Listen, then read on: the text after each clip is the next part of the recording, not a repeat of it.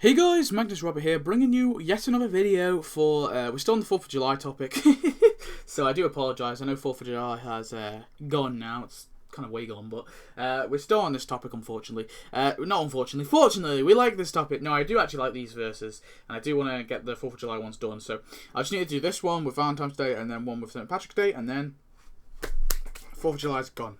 We forget about it. We'll forget about it for now. And we'll talk about. I want to do a video soon talking about how our tapped out year has been so far, because we're coming about halfway. I don't know if we're halfway through the year yet. Maybe we are already. I'm not too sure, but we're towards like halfway through the year anyway. So we might be a little bit past it. So I think it's probably the appropriate time just to talk about how good this year has been so far. So that'll be interesting. I also do want to do all my top 10s again, like all my top 10 buildings, my top 10 characters, my top 10 characters, my top 10 buildings. I want to do all that again because of course they're quite old now, the lists that I have on my channel. So anyway, let's get into it. So we're doing our verses. So of course we are doing Thanksgiving. Not Thanksgiving. 4th of July. Let's get it right. 4th of July versus Valentine's Day. Oh, so I guess we'll just get straight into it because I've already been rambling. So let's do it. Ding ding. Round 1. Mona Simpson versus Rex Banner. Oh, so let's talk about both characters. So of course, both characters are pretty cool. So very cool, both of them. Now, I talked about Rex in my other video. I do like Rex a lot because, of course, he is this kind of one obscure character. He's a guest star, I guess. He's a one episode character, and then he has a few, silly little cameos here and there as well. But he's only really relevant in one episode. So it's quite, Mona's got something above him anyway, because she's obviously appeared in many episodes and he's only appeared in the one where he's kind of prominent. So it's kind of hard for the poor guy. So let's talk about it. So the character, does it have voice? It doesn't have voice. And which is unfortunate, but it's okay because Mona doesn't have voice anyway, so they're not beating each other in that competition. I do gotta say, Rex Banner does have way better animations, like way better tasks than Mona, I think. However, the questline for X-Man, I did like the questline for X-Man. I was reading it just then, but it is good. But honestly, it's not. I remember it being a lot better. I don't know. I just didn't. I'm not a massive fan of it. It was okay, I guess. Mona's one I really like though. Now let's just move on to Mona. So Mona, of course, is Homer's mother. So this is kind of a problem because it's like me. It's almost like me versing Homer and Mo. Actually, but some people probably put Mo above Homer.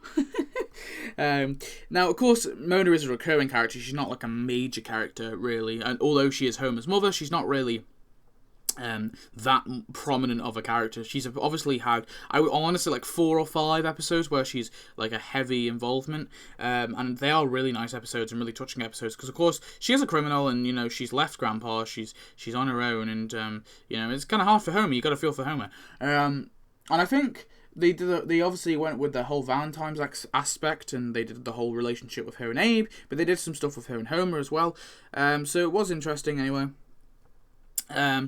However, in this case, I think, unfortunately for Rex, I'm actually going to have to say Mona beats him. Now, I know that people disagree, because Nuclear Videos HD, for example, I'm pretty sure he's mentioned on a few occasions that Rex Banner is his favourite character in the game. But I think, unfortunately, she beats Rex Banner, just because of the questline, I think, and the fact I like the character more. It has something to do with The Simpsons, I guess, as well, her in The Simpsons. But unfortunately for me, she just has to beat Rex, unfortunately. But Rex isn't a terrible character. He's a very good one episode character, and yeah. So that's round 1. So round 2, ding ding. So we've got 2013, 4th of July 2013, as I probably say, versus Valentine's Day 2016. So yeah, and this is kind of cool because I think both of these are on par with each other. They're both very good mini events. Well, you know what I mean. Mini events, whatever you want to call it. Of course, 2013. I say that, but 2013 didn't have mini events. But 2013 basically had. It gave us Abraham Lincoln. It gave us, of course, Rex Banner, and it gave us the All American Harpoo. But of course, in 2016 Valentine's Day, we got Mona and we got Becky. Now, granted, Becky's not a brilliant character, so if we're comparing, I'm not really going to focus too much on the Arpu costume because honestly, it's pretty. Costumes don't really do much for me anyway, unless they're really, really cool. So we'll focus on the characters. It's basically Abraham Lincoln and Rex Banner versus both Mona and Becky. Now, of course, I've already specified that Becky's a pretty crappy character, and I've already said that Mona beats Rex. So it's kind of saying, is Abraham Lincoln better than Becky? And I think he is. So it's really kind of like a draw in terms of characters. They both draw if you want to like verse the characters up if you want. But then let's say like versus Abraham Lincoln, versus Becky, and I think Abraham Lincoln wipes the park with Becky in terms of a character. I think he's way better.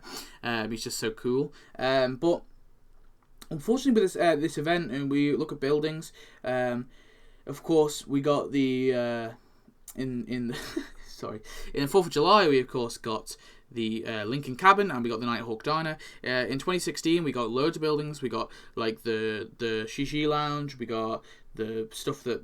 The building that Becky came with, we got the building that Mona came with, and it just beats it in buildings. That's the thing. 2016 beats 2013 in buildings, and it kind of, I want to say they draw on characters really. Decorations, I think maybe 4th of July beats them on decorations just a bit, but honestly, do I care about decorations that much? I don't think so.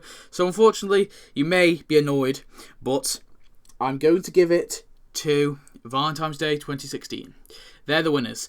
And you may be annoyed, but that's okay. So that's round 2 over. So of course now, there's 1 point to 4th of July. There's 1 point to Valentine's Day. So who's going to win? Round 3. Ding ding. We have Sir Putsalot versus the Nighthawk Diner. Ooh.